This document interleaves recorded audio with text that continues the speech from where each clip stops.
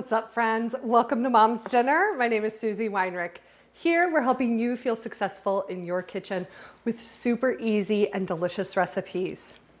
Y'all, today I'm gonna show you how to make a brown gravy without drippings. You do not need to make a full roast to make incredible gravy for mashed potatoes. Or if you made a roast and you don't have enough drippings, or you're like, what are the drippings? You can still make gravy without those. So stick around today. I'm gonna share with you how to make an incredible brown gravy that's super delicious and easy to make. Some of the really important components of gravy are a fat, a liquid, and a starch and flavorings. You kind of have those four categories. For the fat, we're gonna start with some salted butter. I've said it before in other videos, salted butter is the only butter that we recognize here at Mom's Dinner. It has the most flavor and can be used really in any capacity, even on toast. If you're putting unsalted butter on toast, do better. All right, so we're gonna put 3 tablespoons of salted butter down in a high-sided skillet or pan. Then we're gonna go in with half of a large onion. The onion that I have is not large. My yellow onions were pretty small that I had. So I'm actually gonna use this half that I have from another recipe, and then maybe this whole one. And we're not really eating these onions. We're using them to add flavor into the gravy. You just wanna slice them slightly thin because we're going to caramelize them. And if you slice them a little bit thinner, they'll caramelize a little bit faster. But they don't need to be pretty. Ooh, because they're not gonna be in the final dish. The next ingredient we want for our flavor are a few garlic cloves. We're gonna take 2 garlic cloves, but we are not going to chop them. These are the biggest garlic cloves. What we're gonna do is actually just crack the garlic. And I'm gonna do that by placing these down on the cutting board, sticking the flat part of my knife, and then just doing that. Or you can pop it. I like to just do it like that with my body weight. Take that shell off, and then we're gonna leave them whole. We're gonna do this because then the flavor can still seep out of the cracked bits.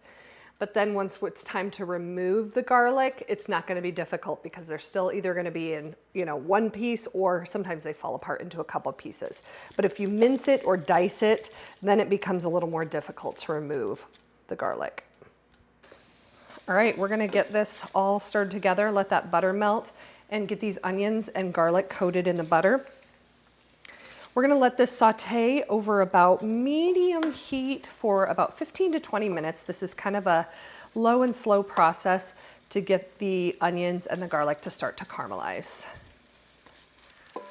These onions look and smell perfect. They're not burnt, they're definitely caramelized. So now what we're gonna do is add in a little bit of the liquid. We're gonna go in with a beef broth. We're not only using beef broth though, because beef broth can sometimes be very strong. So we're gonna do a little beef broth and a little water. All right, we're gonna go in with 2 cups of beef broth. And when we pour this into the hot pan, it's gonna sizzle up. And I'm gonna scrape up all of this brownness that's in the bottom of the pan. That's called deglazing. That's flavor that we're gonna add back to the gravy.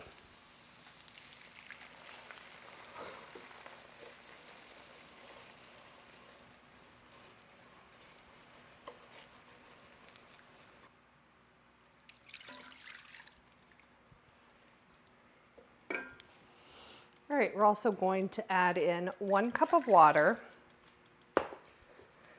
3 teaspoons of Worcestershire sauce, and that is part of, here it is. That's part of the flavor.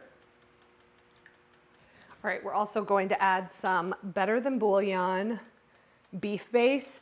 This stuff is powerful and delicious. I use Better Than Bouillon in a lot of my gravies and soups.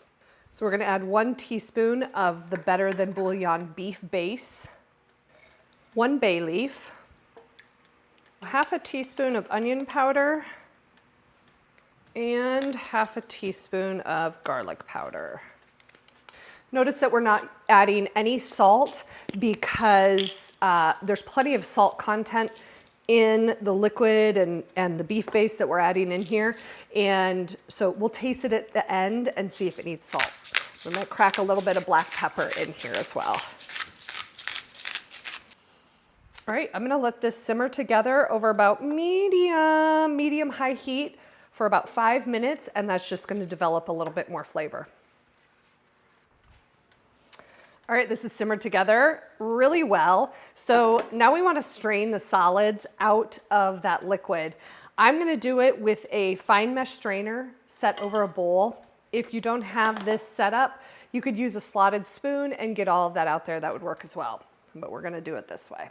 Now, if you like to have all those onions in your gravy, you can absolutely leave those in there. And if you're going to leave the solids in, then go ahead and chop the garlic up completely.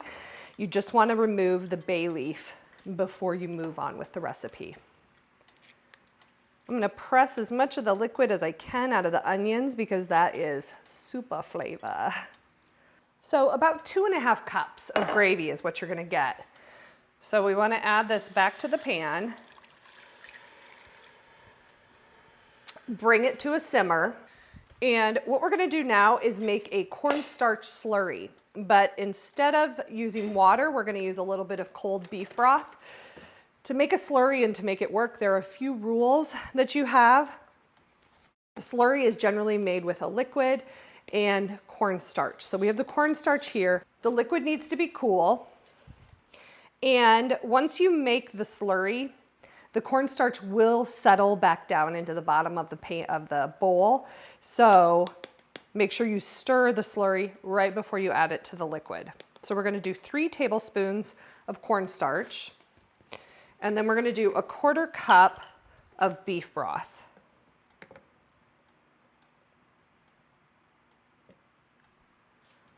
And like I said, you want to mix this really well, and you want to mix it right before you add it to the liquid. Here's the other rule with a cornstarch slurry. Your liquid needs to be simmering slightly to get the cornstarch slurry to work and thicken up your liquid. So we're going to wait for this to simmer just a little bit, and then we'll add the slurry. It's finally simmering. I feel like that took forever on my little cooktop here. Goodness. Okay. Now that it's simmering, we're going to take this cornstarch slurry and mix it up again because all the cornstarch is at the bottom.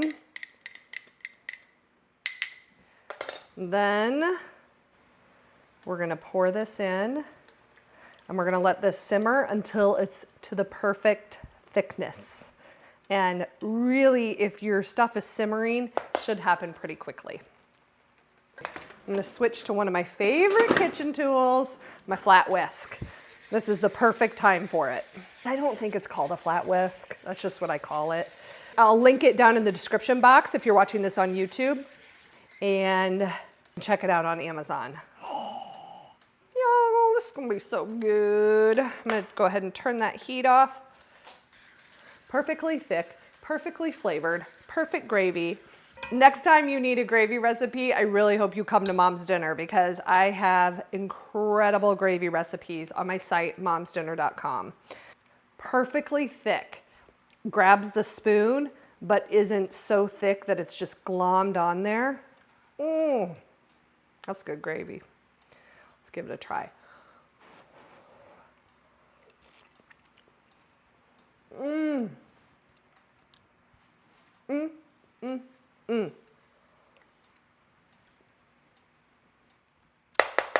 That is so good. Literally perfect for mashed potatoes. And guess what? I got a whole bowl of potatoes over here because I just made a video for mashed potatoes. If it's already published, I'll link it for you somewhere. Ready? We're gonna do this. Heck yeah. Oh man. Oh man. Even better. All right, y'all. I hope that you give this gravy recipe a try in your kitchen. I hope you feel I have mashed potatoes in my throat.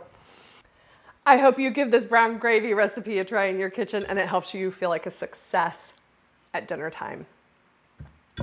Join me next week on Tuesday for another recipe video, something you can make in your kitchen. And in the meantime, I hope you'll watch some more of my cooking videos. Have a great week ahead. See ya.